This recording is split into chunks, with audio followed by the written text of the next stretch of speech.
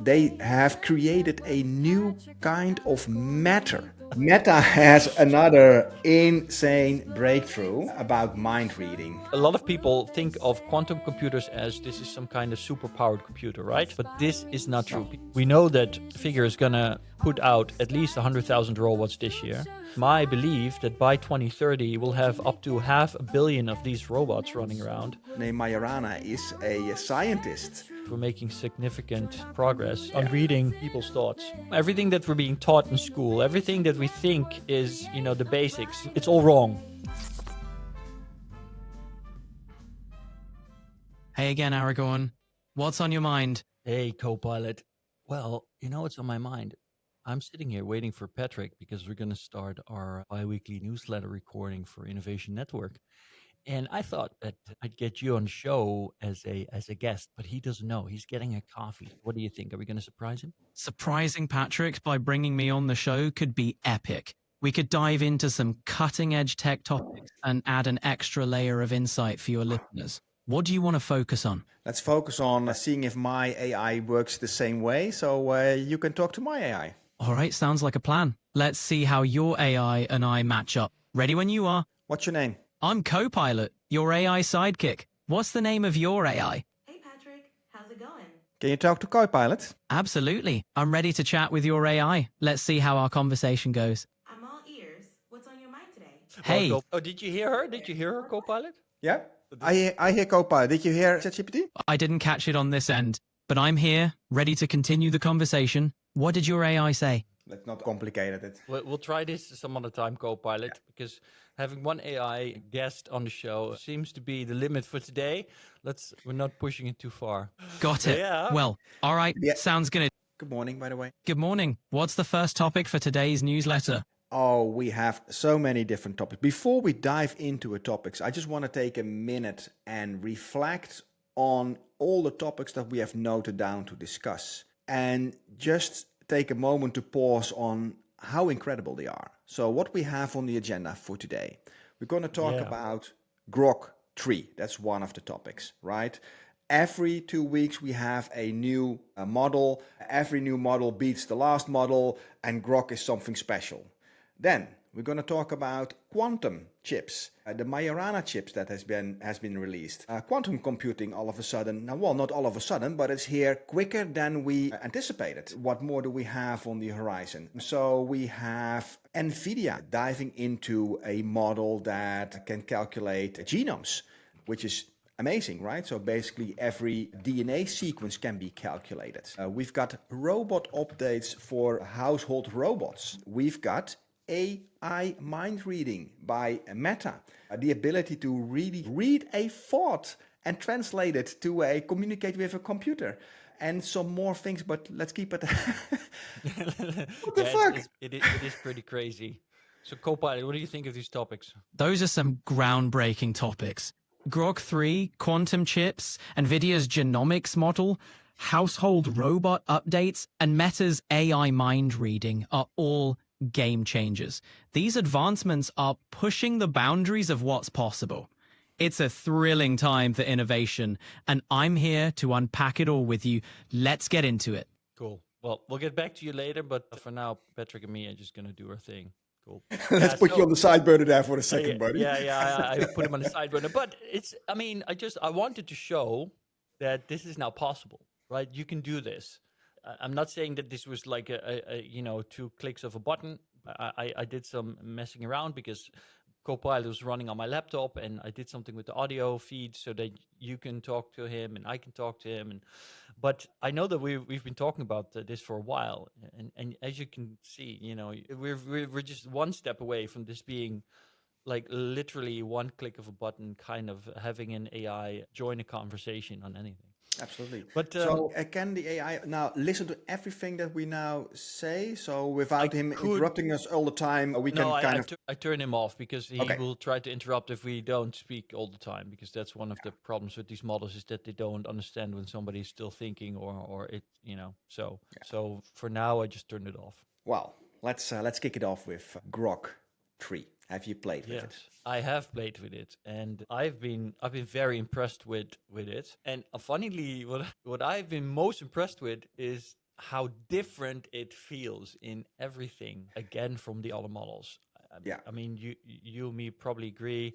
Claude had a different personality than ChatGPT, but now Grok, it's just a different beast somehow, and you can really tell. And I find that endlessly fascinating. I couldn't agree more. The other things like talking to, I don't know, a high school teacher, something like that, and they differ a little bit, and all of a sudden you have this, I don't know, academic teacher or professor kind of level.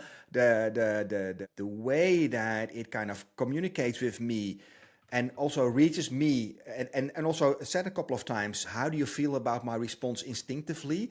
And it felt very open to communicate, and the answers that I got back almost felt wise rather than smart in a way, which felt weird to me. Yeah, that's a feeling that I had by just chatting a little bit with it. So we've talked about this before, right? This is the result of the Colossus data center that Elon has built.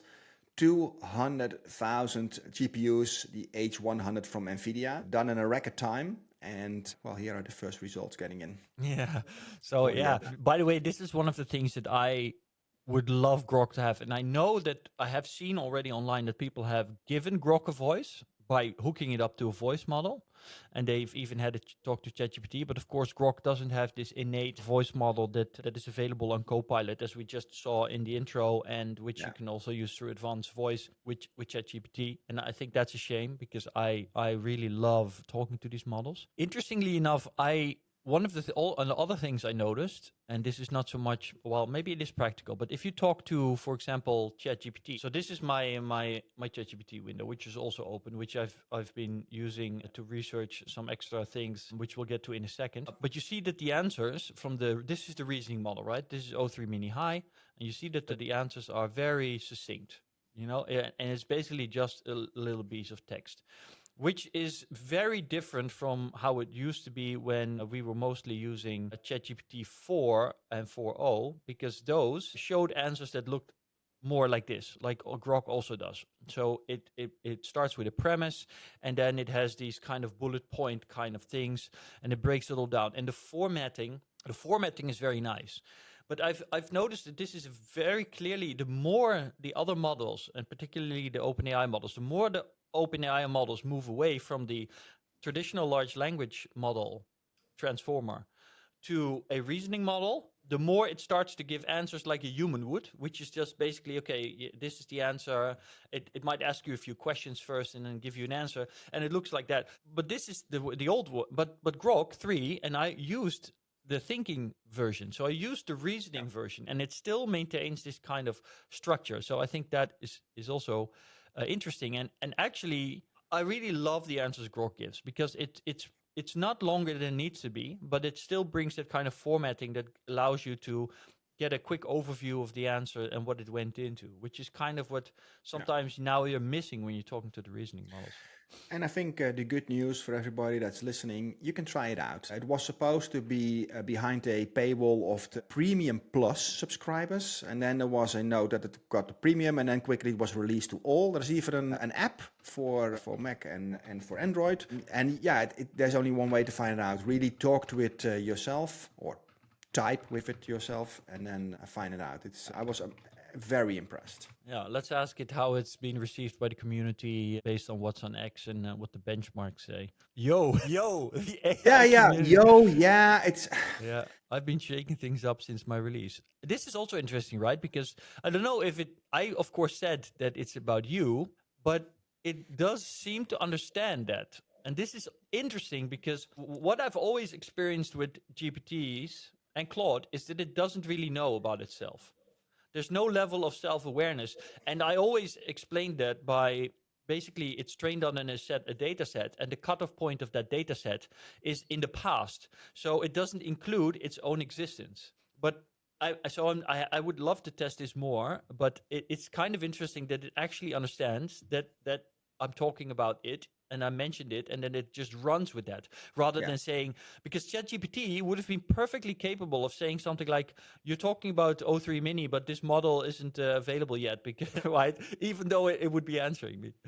I'm built to stand out, sharper, more direct, with a bit of an edge. That's not everyone's vibe. Yeah, okay. Benchmarks. When it comes to performance, I've been put through the paces on a range of tests, and I'm holding my own against the heavy hitters.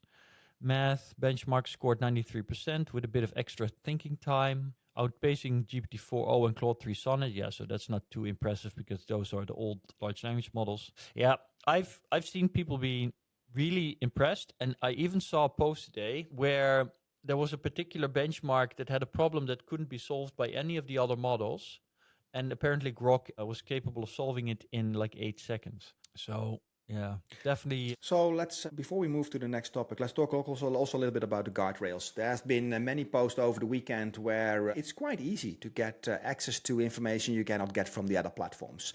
One of the people even in the Innovation Network was able to get the whole recipe for creating a dirty bomb. Yeah. It's interesting, right? One group of people thinks that definitely there should be guardrails on that.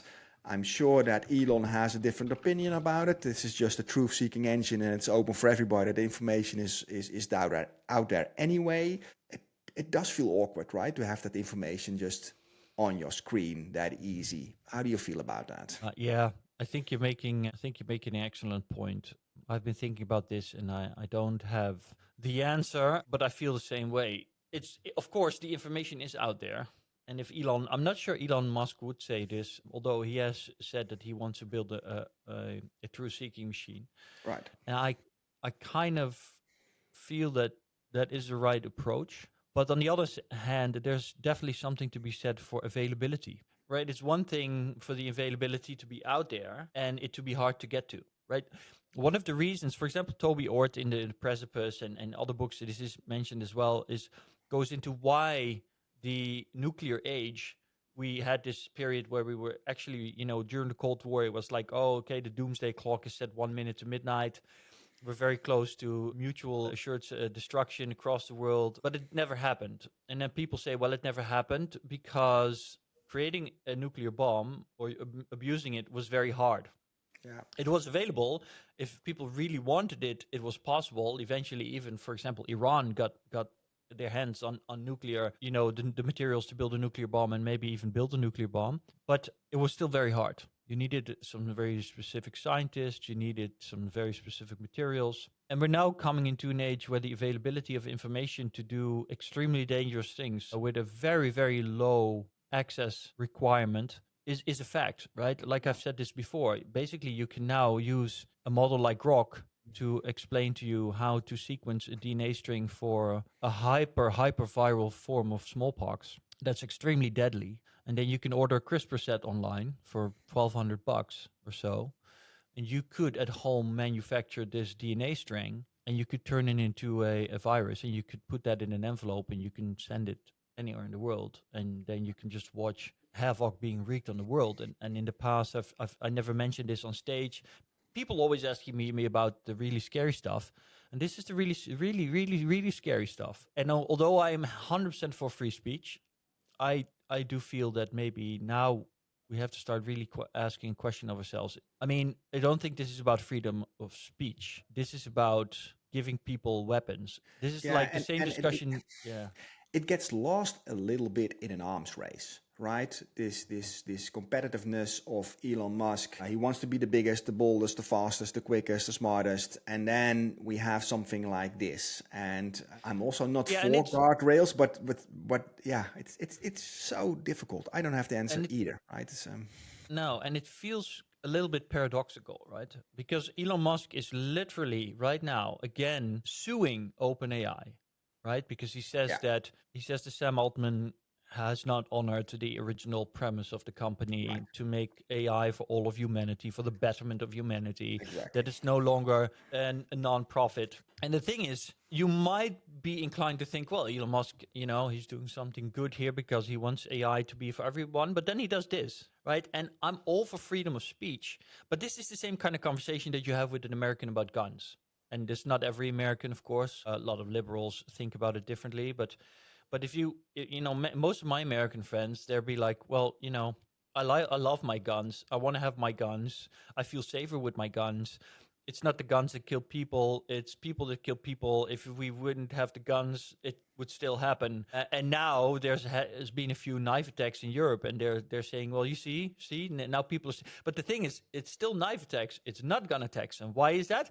Because it's very hard to get guns here. And so instead of it being like 15 kids in a school all being shot and their teachers, it's 1 or 2 people getting stabbed in the street before action is taken and somebody's taken down. And you might say, well, it's still violence, yes. Yeah. But the collateral is significantly lower. And I think that's a calculation. There was a conversation in the UK, are we now going to, clamp down on knives? And I even had, Idris Alba came online on television and he said, well, not every knife needs to have a sharp point. And I'm like, okay, come on, serious? Are you really serious? Are you really serious? The problem is not, and the thing is, I thought to myself, the problem is not the knife. The problem is the fact that there's people that are wielding these knives. But the thing is that's exactly what I'm saying to Americans. I'm saying the problem is not the guns, it's the people wielding guns. So there's a certain balance there, right? Yeah. Both is true. Availability of something it matters just as much as working to ensure that people don't have the mindset to use it.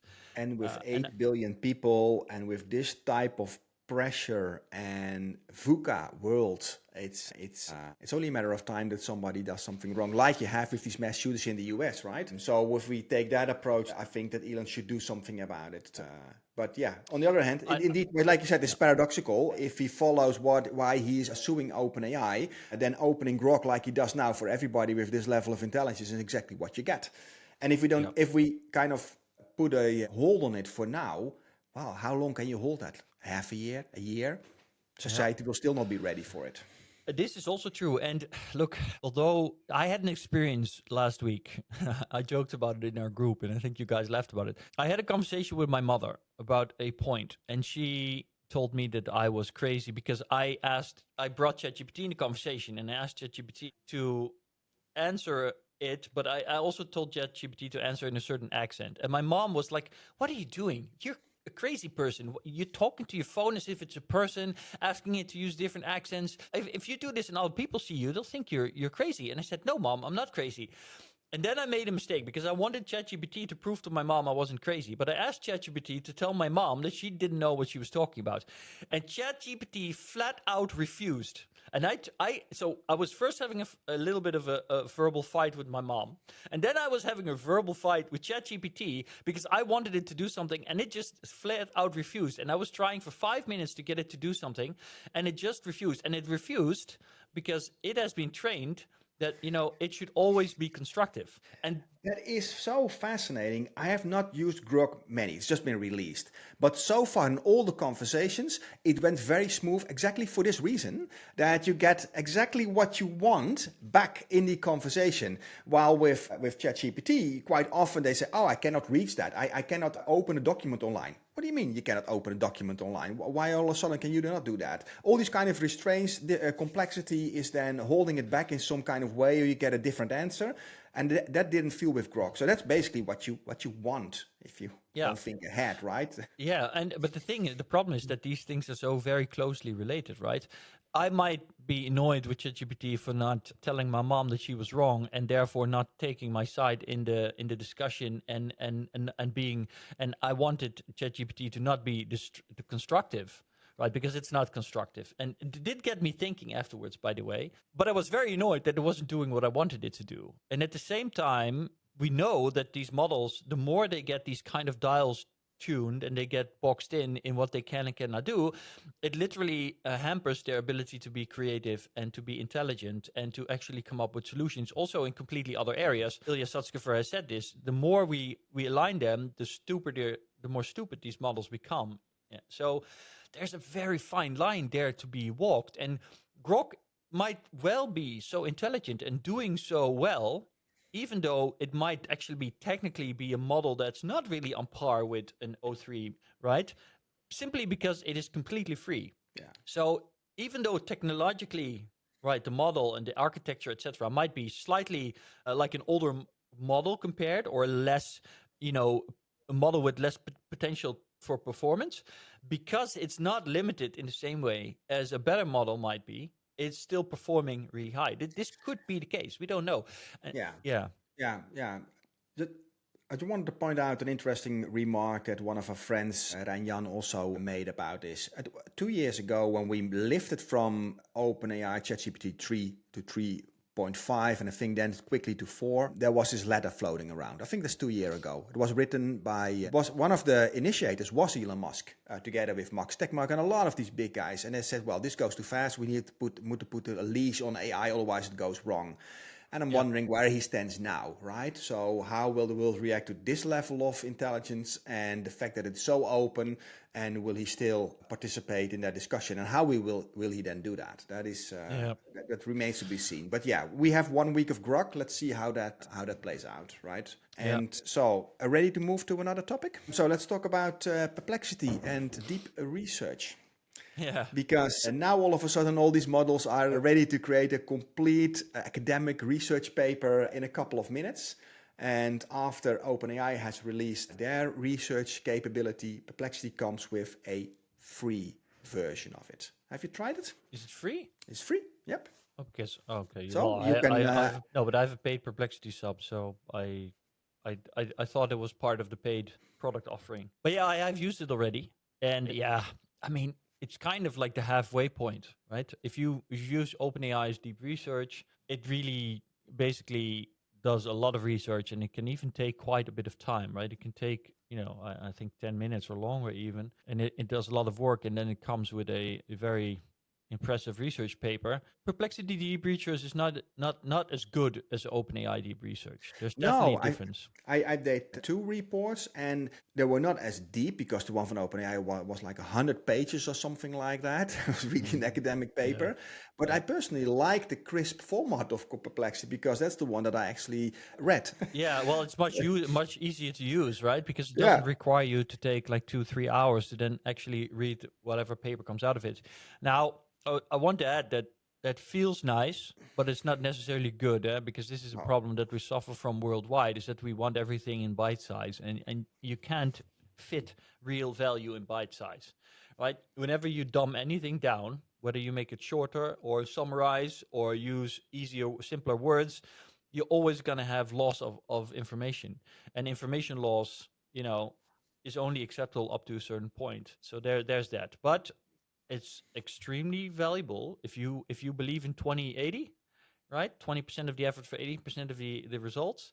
If you want to quickly get into a topic and you really want to kind of understand it, then this is, super valuable. It's so much better than just doing a Perplexity search as we did in the past. And it uses one, right? So it's the model that the Perplexity trained. They trained their own R1 model, and it's super powerful. It has no guardrails. It's not spewing misinformation about China. All of that stuff has been fixed. So yeah, I really love it. Yeah, we'll look up if it's indeed free. But I thought I read somewhere that it was free access for everybody, as a counter to the $200 a month you have to pay for OpenAI. Okay, well, Aragorn, looks like we've got a visionary day lined up. Grok 3, Mindreader chips, and so much more. Ready to dive in? Yeah, Copilot. Thanks for being so enthusiastic. Can you quickly tell us, Perplexity Deep Research, a new feature from Perplexity, is it only part of the paid subscription, or is it also available for free for people? Let's find out. If Perplexity Deep Research is free or part of a paid subscription, give me a moment. Perplexity Deep Research is available for free to all users, with a limit of 5 queries per day for non-subscribers, while pro subscribers get up to 500 queries per month. Okay, thanks. So Copilot, here's another question about that. Could you tell what the business applications are for organizations? Certainly. Copilot can be a powerful tool for organizations in several ways. Streamlining No. Not Copilot. Advertise yourself. Perplexity Deep Research. What are the business cases for Perplexity Deep Research? Got it. Perplexity Deep Research can assist organizations with market analysis, competitor insights, product research, and trend forecasting, enabling data-driven decision-making and strategy development. It streamlines the research process, saving time and resources. Right. Okay. Yeah, that is all. This is interesting, right? If you compare that to probably an answer that we would have asked Grok. This is kind of, I don't even register it even anymore, right? Because it's such a business blah blah AI standard talk, and which is kind of right, but yeah. put more, I don't know, empathy, Yeah. feeling. Yeah. Oh, go. Are you still on? I'm here. Sounds like you're reflecting on how standard AI responses can feel a bit generic now. It's fascinating Now to we're talking. Absolutely. It's refreshing when AI responses break away from the usual corporate speak and offer something more nuanced and insightful. It really highlights the potential for personalized AI. What are your thoughts on how AI can evolve in this direction? Well, I'll get back to you on that, Copilot. Let's have a look at what Grok answers for comparison. Perplexity Deep Research is a tool designed to provide businesses with rapid in-depth. Did I do Think? Oh yeah, I used Think. I didn't use the Deep Research option, which by the way Grok also has. Financial analysis and market research, marketing and consumer insights, product research and development, competitive intelligence, consulting and advisory, healthcare and regulatory analysis. This is very specific. Healthcare and regulatory analysis. Okay. Accessibility for small business and startups. But the thing with Grok is that it also looks at posts on X, right? To take that into account. So it's interesting because this probably means that somebody posted in the regulated sector, healthcare deep research aids in analyzing medical literature, understanding policy changes and exploring. So probably somebody posted around about that, but that's actually something it doesn't mention here. Eh? This is something that I now notice in both ChatGPT and in Perplexity. You get the markers. Okay, this is where we found it, and then you can kind of follow up on that. But Grok doesn't. What happens if you click on a post? Does it explain more where it's then coming from? Yeah, you can click here on post and then you get just that. No, that's not it. Here, posts. Yeah, and then you get a list with the posts. So Perplexity Deep Research example. Pull up information from the web about recent executive orders, and tell you which companies in your portfolio are impacted with risk assessment. Okay. Perplexity, ideas customized deep research for financial sources on Perplexity. Okay. Allow users to specify, integrate with. Yeah, this requires a little bit. Yeah, I don't know. I think there's so many use cases. Honestly, my tip to anybody, if I don't know, a lot of the people listening to this newsletter will probably already be there because they know this by now. But if you're new or if you haven't yet, the thing that you need to cultivate is that any question that you have, any question at all, you need to think, what would AI say about this? And then you need to ask yourself the question: do you need a quick, small answer, or do you want something more in depth? And then you need to give it to Grok. You need to kind of make that a habit of yourself, or give it to any of the models that you use actively to see what comes out of it. Sometimes also the way you ask questions can have a significant impact. Because I asked, for example, here, what are business use cases of Perplexity Deep Research, which is a very, very simple and straightforward question. Maybe if I work on the question first by asking Grok, okay, this is my main question, but how could I improve this question? Can you ask me some questions to understand this, to make a better question? That can really help. That's also what I use with ChatGPT if I really want to get into it. Yeah, I totally agree. I make this joke at the end of my keynote where I say questions, and when hands are being raised, I said, let them be answered by AI. They can do it 100 times better than I can, which is actually same kind of thing. Hey, let's move on because we have so many cool topics. This week or a couple of days ago, Microsoft released a chip called Majorana. And it is a quantum chip. And they were talking about a topological core architecture. And I was like, what's that about, right? What is topological? What does it mean? And after some digging, they have created a new kind of matter to actually create more than 1 million qubits on a chip to go. And they basically, you can hold it in your hand. The fact that they just created a new kind of matter in order to make this work was pretty interesting. And that brought me to a rabbit hole of the name, because the name Majorana is a scientist that predicted that we could create that matter already 100 years ago, something like that, which was pretty interesting. Ettore Majorana is his name. Yeah, and he's Italian. But something that came up very quickly when I started to get into the Majorana, in fact, some of my Instagram followers send me messages on it when I posted about Majorana there in my story. They said, wasn't this invented by Leo Kouwenhoven? Leo Kouwenhoven is a Dutch physicist from the Technical University in Delft. Okay. And so it turned out to be true because he became a Microsoft researcher. So he literally brought his research to Microsoft, and he basically was the one that actually first worked and created the way to create these exotic quasi-particles that are Majoranas. Because basically there are electrons, if I understood it correctly, that are stretched out. And the wonderful thing about that is that one of the big problems with quantum computing so far has been that because it's quantum computing on a particle level, that every particle has to be in a state, right? It's in a state of superposition. But if that particle gets hit by another particle, it can fall out of its state. And this can happen during a calculation, which can then result in errors. And this was a problem that they were trying to solve. And so what they've done is by stretching out the particle, it basically becomes so stretched out that even if it's being hit by another particle anywhere along its kind of axis, the particle doesn't lose its superposition. So it's really massive, right? It's massive because they basically solved one of the biggest problems of quantum computing chips that were holding it back. And that is that it was so susceptible to kind of any kind of interference from the outside. So they made it far more resilient, and therefore they massively reduced the amount of errors. Yeah. And it was a Dutch scientist, of course, so we're proud of that. So let's talk a little bit about what you can then do with it, right? Because what can you then create if you have this capability? And we talk a lot about simulation. We've talked a lot about simulating virtual environments for robots. And that type of calculation is exactly what you can do with a quantum chip. Predicting the weather is a quantum phenomena, right? So way more advanced calculations on how the climate might change, or how anything in nature will behave with all these different variations and potential multiverses and options that you have. That is exactly what we can calculate. And that is a huge thing.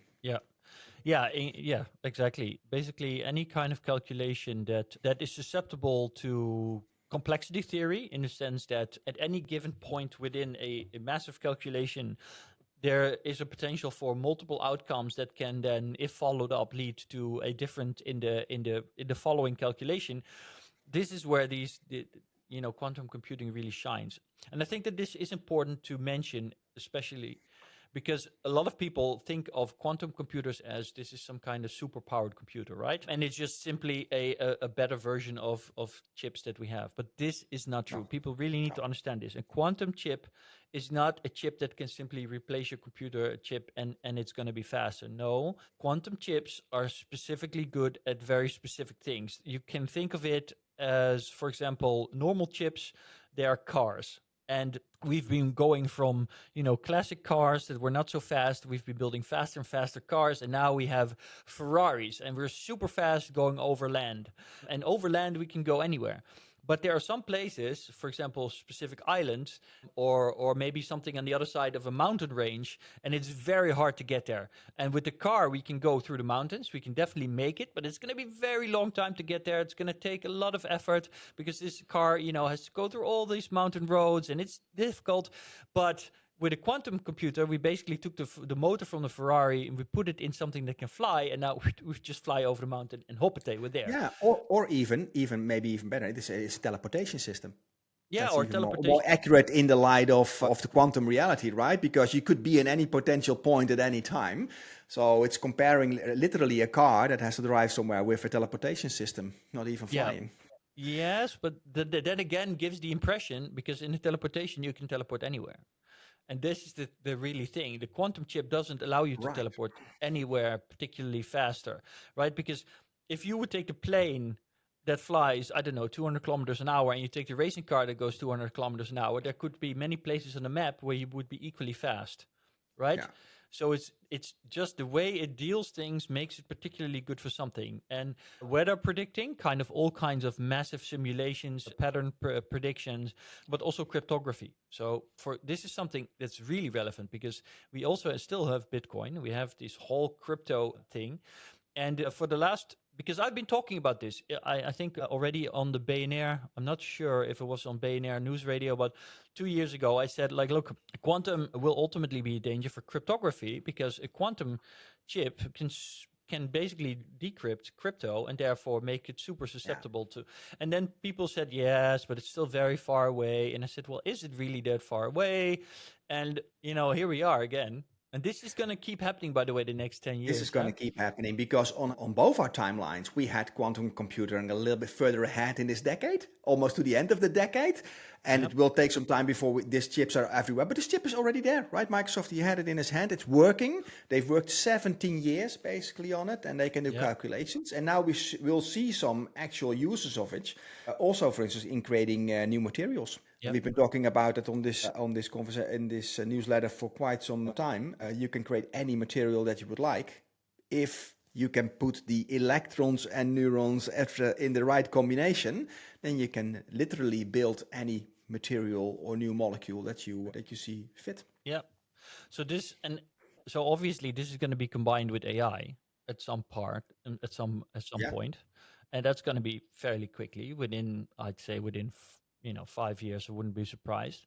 Then that will act like Satya Nadella has said in every interview. The AI is going to act like the user interface, allowing you to interact with the database of information and the processing power underneath. So you basically tell an AI what it is that you want, and then it will go out and it will create that, and it will make use of the quantum power chip, right? So we're literally going to, and then so the only next step after that is to allow it to be hooked up to some kind of advanced 3D printer that it can actually create that stuff. And that means first generation replicators from Star Trek. Yeah. So it sounds science fiction, but we're literally creating these foundational pillars for these kind of technologies to be created. And that will completely change society as we know it, right? Exactly. Superintelligence, quantum computing, all proteins have been mapped by AlphaFold, and then this is a bridge to the next topic. Yeah, and this NVIDIA now has sequenced basically all the genomes. So they have unveiled Evo 2. There was already an Evo 1, a groundbreaking AI model designed to interpret and generate DNA sequences across all domains of life. So has a data set of almost 10 trillion nucleotides. I needed to look that up as well, but that's how you build up the whole DNA strength. And with AI, you can map all these things and then generate these things. So I was thinking about, it's not too weird to think that you have text to biological organism, like a 3D printer in the near future. So like we have now text to video, text to 3D model, text to actual biological matter. Absolutely, yeah. Exactly. There you go. Yeah, and I mean, I come back, right? I mean, every single time we do one of our innovation dinners, we have a room full of executives, or when I do a keynote, and I always, at some point, I'll say something like, well, all of us here are probably going to be like 200 years old. And then everybody always laughs, because after all the crazy stuff they heard, they were like, okay, wow, this is really blowing my mind, but this is still something that you can clearly tell that nobody in the room really believes it, right? They just don't really believe it. It's just something so far out of their experience. But explain to me how we are not going to get there if we literally have quantum chip powered AI that can figure out how to create organic matter exactly to your needs. Then tell me, how is that not going to lead to us? If our first topic is blowing up the world, then we're not going to reach that, or by choice for people not wanting to have that. And that's a generational thing. I think some people will say, well, I don't know, 60 years old. I expected to die on average when I was 80. It's good enough for me, right? But if you're like 10 or 20 and you grow up in this world, this will be the new natural. And that's then what you do. If you have an accident and you lose an eye, you don't get a technological eye, you will get a biological replacement of your eye, which, by the way, you can curate maybe even to be a little bit sharper than the one that you already had. So these things are in the realm of possibility, from changing our own bodies and manipulating that, but also to the food that we consume, right? So cultured meat or designed food, people have also frowned upon that. But with this type of technology, we might actually be in a position to create the best possible food that we can think of for our bodies. So Brian Johnson all the way. Yeah, absolutely. Yeah, so it's just incredible. And these things are happening so ridiculously fast. Actually, that brings me to an interesting point, because those of you that are a little deeper into AI, that you might know David Shapiro, who has a YouTube channel, and he makes his content there. And he recently released a video that's called "The Acceleration is Accelerating." I think that's the name of the video. Yeah, and which is true, right? That's the definition of exponential growth, but it's a nice choice of word. Yeah. So what is he saying about it? And it's so important to realize that because, yeah, we've been saying this for forever. And despite the fact you and me are still surprised when Microsoft suddenly comes out with the quantum chip, even though we kind of, it's perfectly in line. We know that this thing is a self-accelerating process. We know we're past the knee of the curve. People are skeptical when we tell them the first time, but after, we've been doing this newsletter for a year. I mean, with every single newsletter, with every single preparation, with every single set of topics, it gets drilled home further that things are accelerating. So, yeah. Yeah, there's little debate against that, right? Yeah. Yeah. For people that are interested, you can check his video on YouTube. It's called The Acceleration is Accelerating or something along those lines. David Shapiro. Yes, our robotic friends. Our robotic friends at Figure. So recently, Figure, the company behind the robots, the Figure 1, the Figure 2, and you and me both have probably been showing the video of the Figure 1 using OpenAI for a voice interface and for some of its reasoning. They recently announced that they will no longer continue their collaboration partnership with OpenAI because they've been building in-house AI. That's what Brad Adcock announced, the CEO. But he didn't show us anything. And it's the video that you're watching right now is a video of showing the capabilities of this AI model. So what you're seeing is you get two Figure robots. They're both Figure 2s, the latest model that has been shipped to BMW and to another really big client, which I don't know the name of at this point. It's still not being disclosed. What they Not being ordered disclosed. 100,000 Figure 1s. Yeah, 100,000 robots have been sold. And these two robots are collaborating to basically unpack groceries and put them away in the refrigerator and in the kitchen. And that's what you're seeing. And so these are autonomous robots. They're not pre-programmed. What you're seeing is they basically get the bag with stuff and they're being told, can you guys put this away? So this is, of course, these robots are not ready to work in your kitchen at home yet, but it just shows how fast this is going. And as we discussed before, training robots is at NVIDIA, for example, in Cosmos, you can create a virtual matrix style world that has normal laws of physics basically applied, run it at 10,000 times normal speed, and you can train 1 million robots to do this kind of stuff. And this is what comes out of that.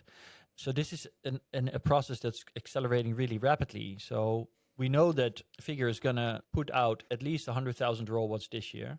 And in a previous article I wrote on LinkedIn, I think, I did a quick calculation of how that would look if we kind of look at the data of how fast have smartphones expanded globally, how fast have Tesla and electronic vehicles expanded globally.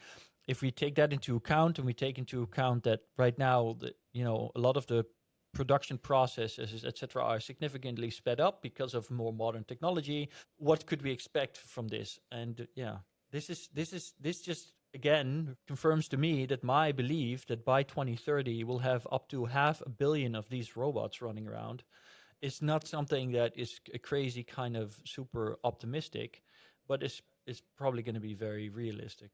Yeah. And I also found something interesting about that Helix system. In some post made by Figure, they're talking about a dual system AI architecture. And I was like, a dual system AI architecture? What is that all about? And so if you look that up, you see that it's basically mimic a little bit the think fast and think slow Daniel Kahneman type of system. Mm-hmm. So there's one system that is the rapid automatic side of the behavior of the robot, and the second one is the slower analytical side of analyzing what's happening around.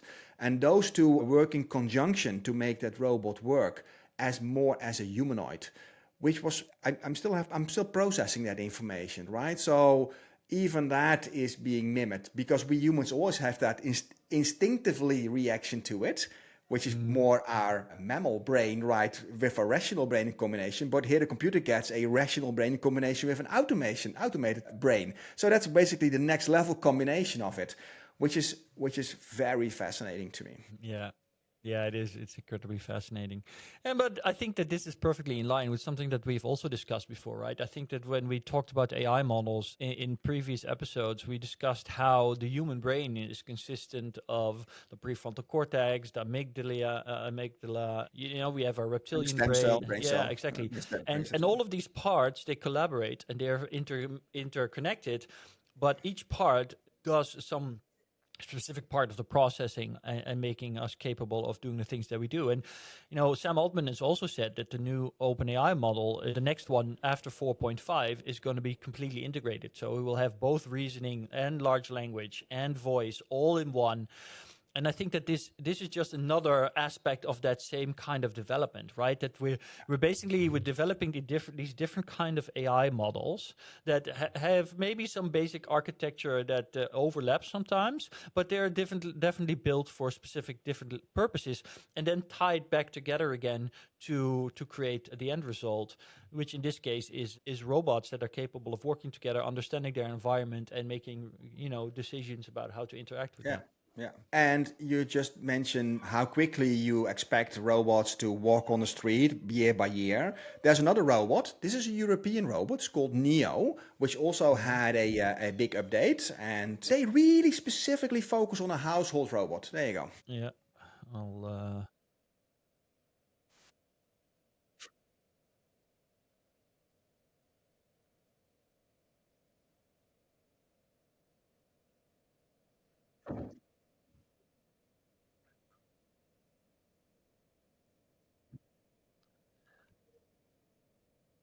I have to admit that when I saw this, I thought it was fake. Yeah, that has to do with the clothing. This is the of the fabric that is around the robot. This is the only robot basically on the market that has that type of fabric around it. It looks like You're seeing it more and more though. There's also that robot that's been made to specifically mimic the human body that they hung up from strings, and it looks like the Westworld robot. So I think that's definitely development, but. Is that the same one? No, it's not the same one. It's a different one. Oh. But watching this, I really thought that it was just a person in a suit for a little bit. Yeah, it's interesting, right? I would love to know how much of what you see, because you see it do stuff in this video, and it seems to be already very autonomous. The question is how much of this is all actually autonomous behavior or pre-programmed? Like, did they program it to move that painting? Did they program it to walk around with this thing? And it can only do that, right? Because that is really relevant. Yeah, right. And both of the videos are also, I don't know about the marketing departments of these type of videos, but the first one is very metallic, and I know the sound is very futuristic and dystopian. And this one is, I don't know where these people are living and how they want to work with the robot, but it comes across as very surreal, right?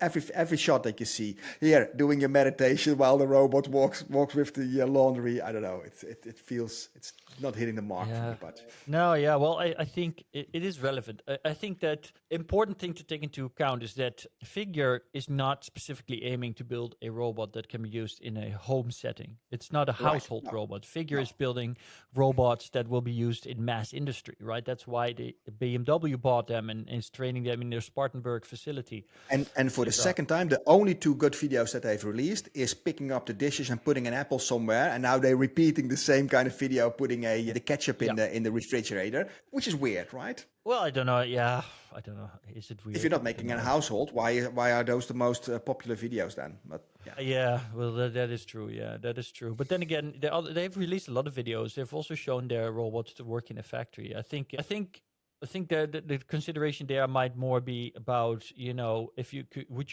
you sell this robot to, for example, McDonald's?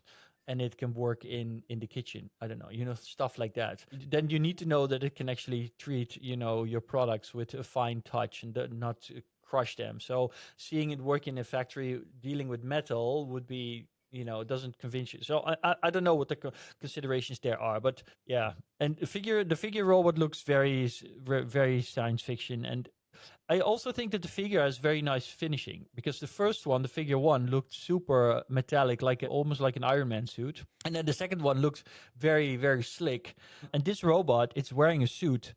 I wouldn't be surprised if it's just extremely ugly underneath. And they just this is just the cheapest way of making it look decent without having to cover it all up. Right, that could also be a consideration, not to make it more human, but because it's simply the cheapest and easiest way to cover these robots up. But it definitely does something with you. Seeing this robot with the cotton kind of, or whatever it is, polyester cover, makes you feel very different about it than when you see the figure 2 that is basically a metallic robot. Yeah.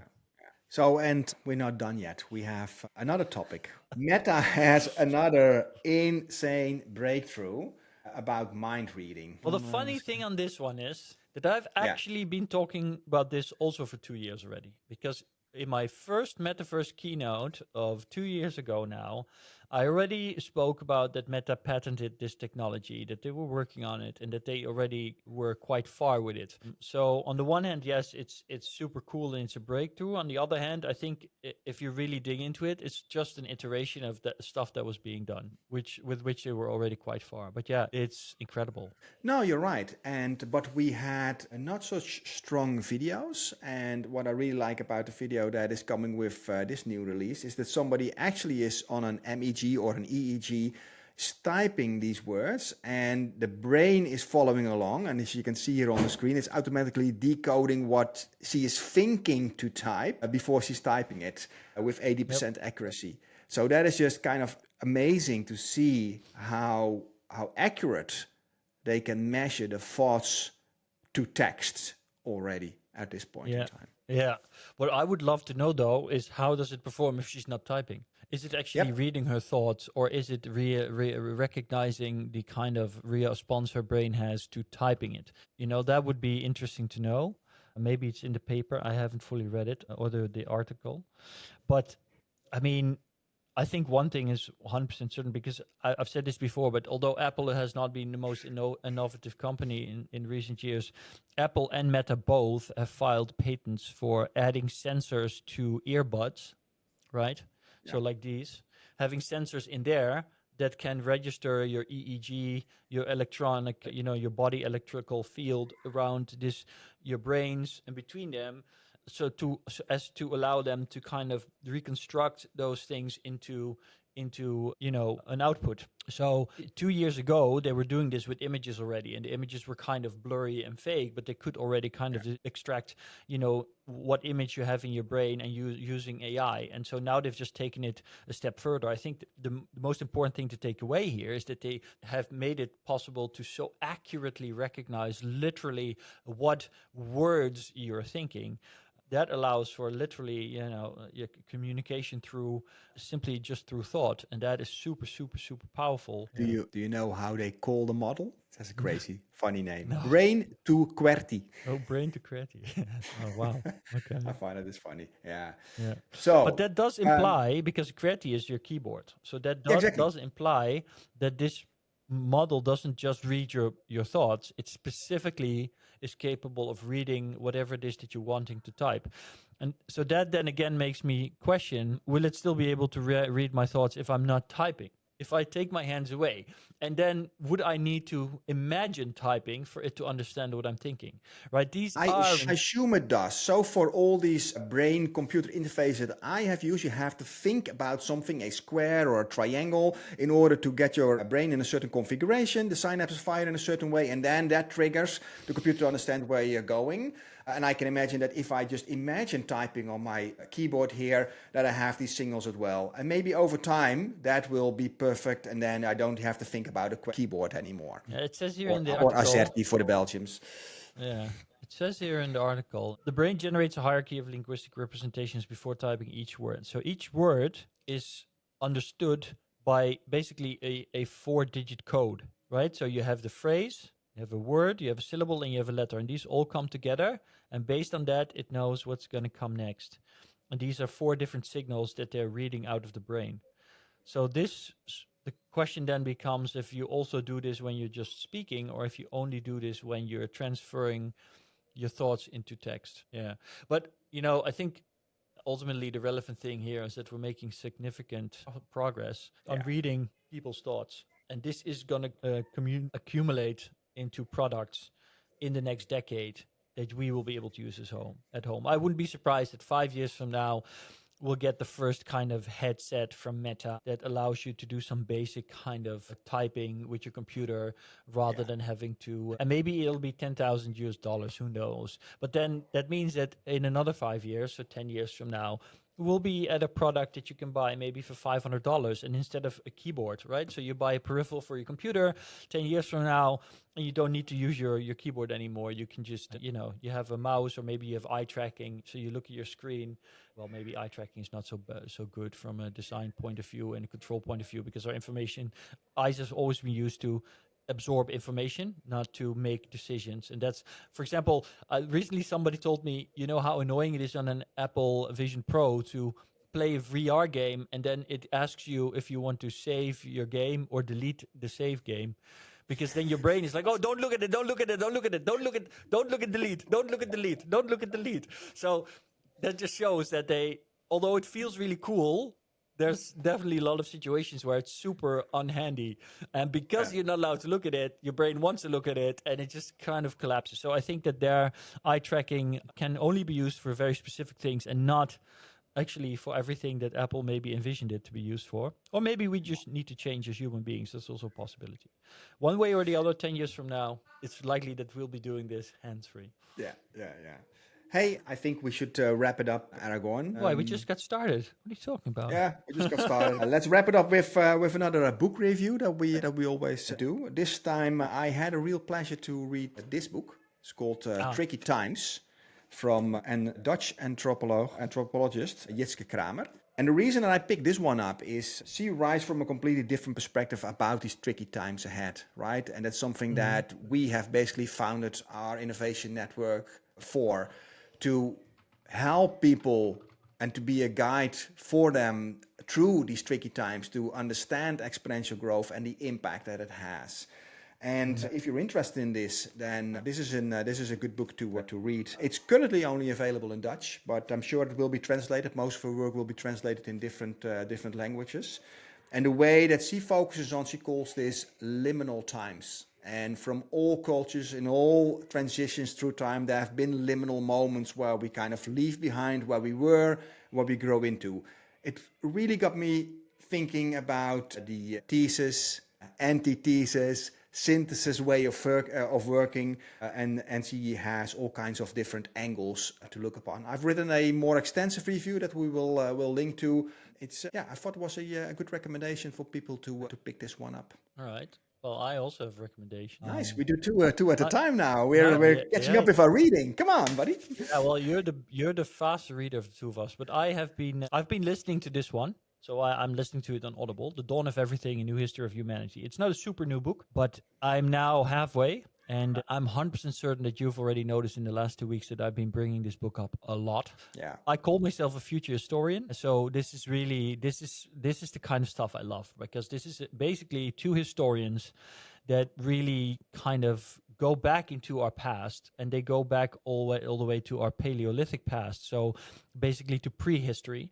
So they look at everything that we've accepted as the truth about the agricultural revolution and the early dawn of man, and they basically say everything that we assume, everything that we're being taught in school, everything that we think is the basics, it's all wrong. And worse, we know it's wrong, but our historians, etc., our scientists are actively ignoring it. Whenever, a new set of truth comes up that shows that we're wrong, basically they ignore it because it doesn't fit their preferred narrative. And the funny thing is that if you've watched Ancient Apocalypse on Netflix, season 1 and 2, which is about Graham Hancock and his search for, this seminal moment of prehistory where some long lost civilization, some kind of like Atlantis or something prior to, the last ice age, basically got destroyed, and all of modern history is based in some foundation of knowledge that has then been left behind. The funny thing is that I realized that a lot of the stuff that he talks about is the same stuff that David and Graeber and David Wendigo talk about in this book. It's the same archaeological and paleontological proof and archaeoanthropological proof, also even archaeobiological proof that the things... history, the idea as we have it, is completely wrong. Yeah. Anyway, I'm going into this too long, but the reason I find this book so incredibly fascinating and valuable, also for anybody listening to our show about AI and technology, is because a lot of the stuff that we discuss makes us realize that we believe that very likely there will be a period in our lifetimes where capitalism will come to an end. Democracy will stop to work. It will no longer be a viable structure. And a lot of people, when I say that, for example, my mom instantly says, yeah, but the alternative is communism, and that's horrible because then everybody dies. Right? This is kind of knee-jerk response that we've been trained to give. But David Graeber and Wengrow prove in this book that for the majority of human history, we've already had the choice between these systems. And for a very long time, humans actively resisted taking these systems. They didn't have personal property. They didn't farm not because they couldn't farm, because they didn't want to farm. And the proof is there. And the reason this makes me very optimistic, because it shows that if we can just let go of our prejudices and our belief that the systems that we live in now are the only and best systems ever created, and we can open ourselves up again to kind of, instead of refining the world we live in at a bare minimum, but instead rethinking our world completely, then we can actually come to a new kind of world, something that a lot of people would now consider a crazy utopia that they think is impossible. The idea that we have to sacrifice personal freedom in order to be wealthy and have technological advancement is nonsense. What I really like about what you're saying here is that history is not something fixed as you've learned it. It's something that changes when you have new insight how it's built up. And you can even see that on your own small timeline from your own life, right? Yeah. Thinking back to a point in time when I was 20 years old is completely different now than I did 5 years ago. So these kind of things change, and that goes for the future as well. So we might come into completely new ways of governing a society and going forward. So Aragorn, it was a pleasure again. I'm looking forward to the next newsletter, see what crazy things and new models are upon us. If you like the conversation, hey Aragorn, what's up? No. Hold on, Copilot. Let Patrick finish, please. Go on, Patrick. Go on. No, what does the AI want from us? Did he had something to say as well? Well, I turned on Copilot so that it could say goodbye with us to everybody. Just here to say goodbye with everyone. Hey, Copilot. He's even more shorter than me. I thought I was the short one. Hey, Copilot, we're recording this for YouTube for our newsletter. So if we are good YouTube content creators, what should be something that we do at the end of a video to get to make sure that we have the highest possible impact? End with a strong call to action. Ask viewers to like, comment, and subscribe, and maybe tease some exciting content coming up. Keep it engaging and brief. Sounds like good advice. So, ladies and gentlemen, please like, subscribe, comment, and like we say in the Netherlands, see you later. Bridging the gap of exponential growth, Patrick and Aragorn share the truth. Join our community, let's innovate. With Innovation Network, create a brighter fate.